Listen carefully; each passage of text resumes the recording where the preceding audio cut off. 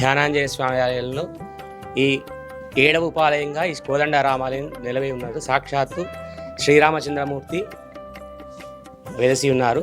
ప్రతిరోజు ఉదయం 6 గంటలకు ఉదయం సుప్రభాత సేవ ధ్యానాంజనేయ స్వామి అయిన తర్వాత ఇక్కడ ఉదయం స్వామికి మేలుకొలుపు, ఇక్కడ రామచంద్ర స్వామికి, తర్వాత షోడశోపశాంతు అర్ఘ్యపాద్యాలు, తర్వాత సాలగ్రామమూర్తులకు అభిషేక మహోత్సవం, తర్వాత స్వామికి మహానివేదన అయిన తర్వాత మంగళాశాసనం, తీర్థప్రసాద గోష్ఠి 2 వరకు జరుగుతుంది.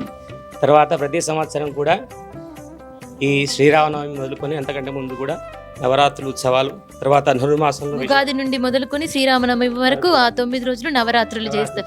శ్రీరామనవమి రోజు కళ్యాణ మహోత్సవం, కళ్యాణం శ్రీరామనవమి రోజు పునర్వసు నక్షత్రం, ప్రతి పునర్వసు నక్షత్రం రోజున స్వామివారికి తిరు కళ్యాణ మహోత్సవం నిర్వహించబడుతుంది.